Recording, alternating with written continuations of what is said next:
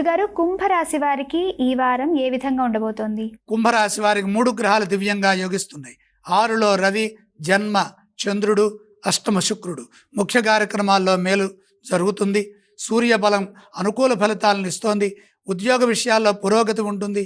ఎంత అభివృద్ధిని కాంక్షించి మీరు పనిచేస్తారో అంత అభివృద్ధి లభిస్తుంది. అందుకు తగిన ప్రయత్నాలు విజయవంతమవుతాయి.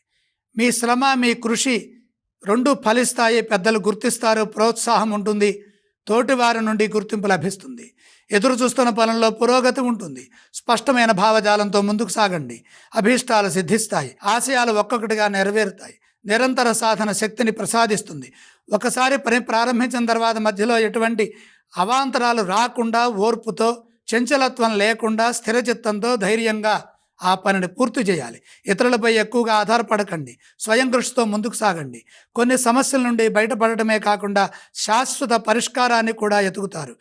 వ్యాపారంలో లోతుగా ఆలోచించి సరైన ప్రణాళికల్ని సిద్ధం చేయండి. తెలియని ఆటంకాలు గోచరిస్తున్నాయి.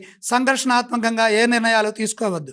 కుటుంబ సభ్యులతో కలిసి ప్రణాళికలు సిద్ధం చేసి ఆటంకాలను అధిగమించి విజయాలు సాధించండి. ఆర్థికంగా అనుకూలతలు ఉన్నప్పటికీ తెలియని ఖర్చులు ఎదురయ్యే అవకాశం ఉన్నది. మీరు ఏ స్తోత్రాన్ని పఠించాలి? కుంభరాశి వారు శ్రీ సుబ్రహ్మణ్యేశ్వర స్వామి వారిని స్మరించడం మంచిది. ఈ రాశి వారు ఏ ఆలయాన్ని సందర్శించాలి? సుబ్రహ్మణ్యేశ్వర స్వామి వారి యొక్క దర్శనం మేలు చేస్తుంది. గురుగారు, కుంభరాశి వారు ఏవేవి దానాలు చేయాలి? దానాలు అవసరం లేదు.